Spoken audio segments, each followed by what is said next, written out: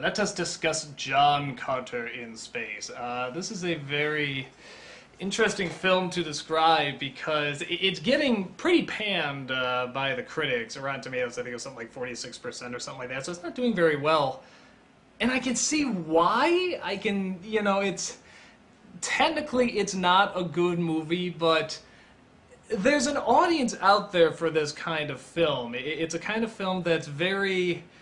If you're just looking for something creative and just sort of simple action, but still a lot of creativity, this is sort of that film.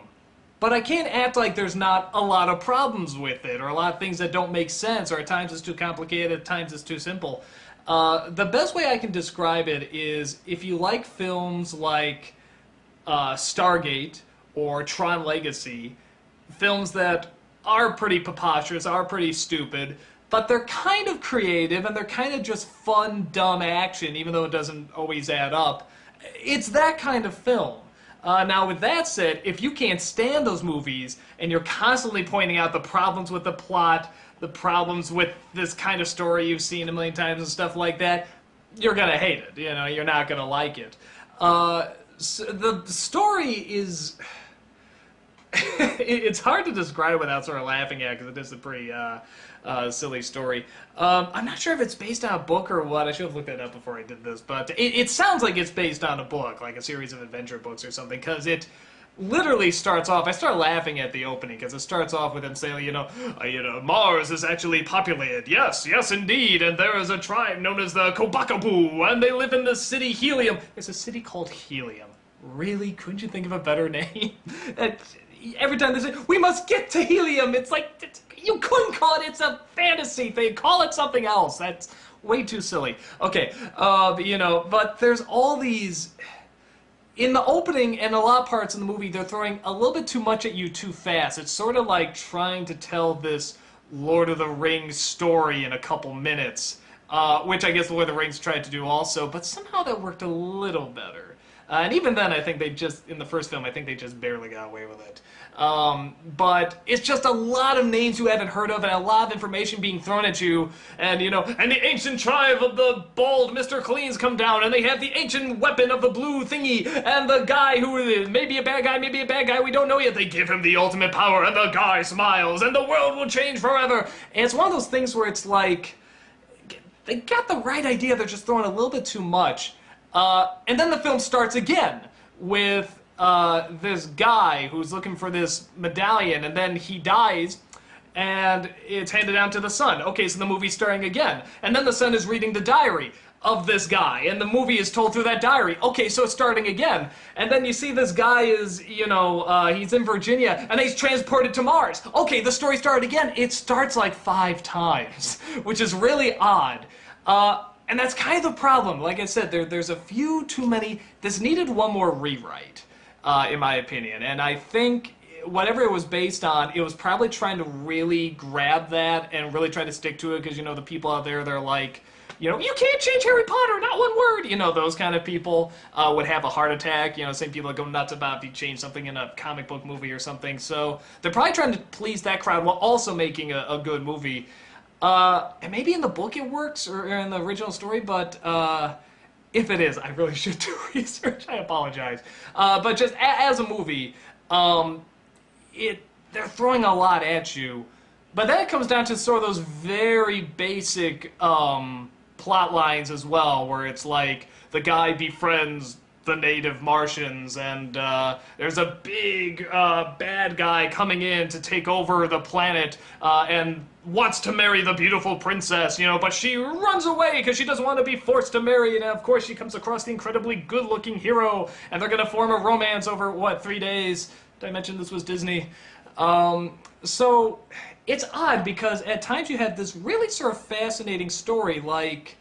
The character can actually... It takes him a while to get used to how to walk, because his molecular structure on this planet, I forget what the reason is why they can breathe, but is different, so gravity's a little lighter for him, so he can actually leap really far. He has to be very careful when he walks.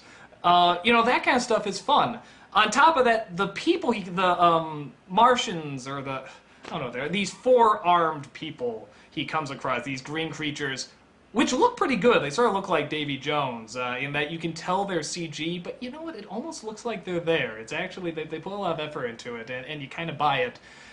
Anything with those people was great because they create this culture, they create these really likable characters, and you really want to get to know them more, and you're really sort of siding with them and stuff like that. And the design of them is great too. It's just this great design. They have these horns that come down the side, and they have these four arms that it looks like, you know, it's not like they use two arms and the other two arms are dead. It's like they really do use all four. And that stuff's all wonderful, and I really got into that stuff.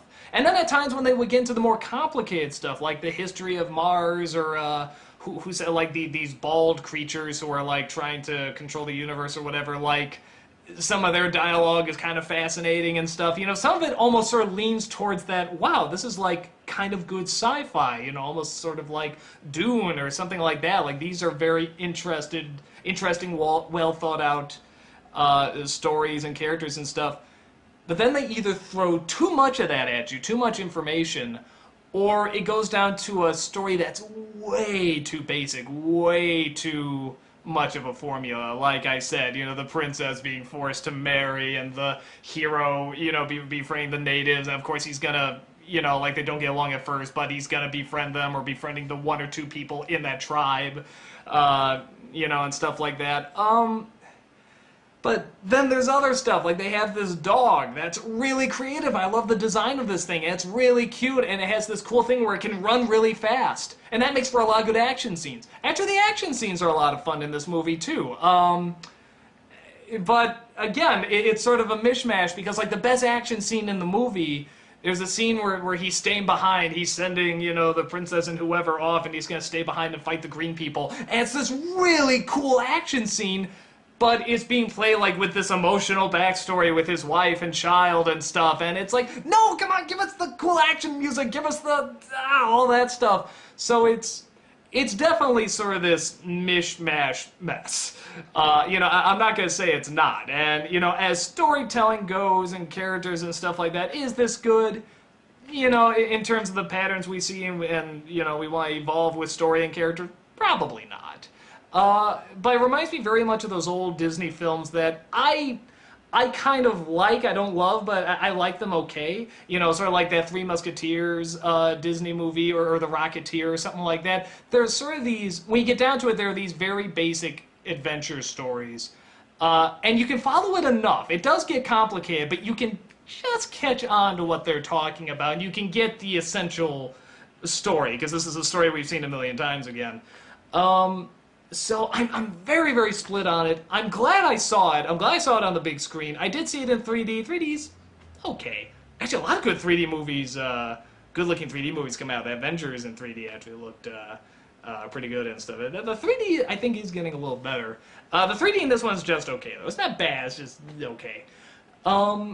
So, like I said, I think for this kind of film, the people that would like it, if you're really looking for sort of a simple but creative adventure story that you're just sort of looking to be somewhat invested, but you're not really going to question it that much. You're just sort of going to see some fun action and some creativity.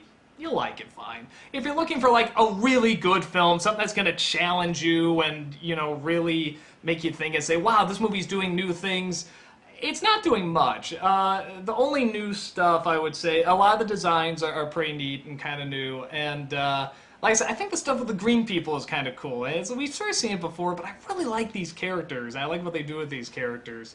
So there's some new ideas, but in terms of like the story, what it comes down to, you've seen it a million times, and there's a lot of stuff you can point out that either doesn't make sense or isn't explained well.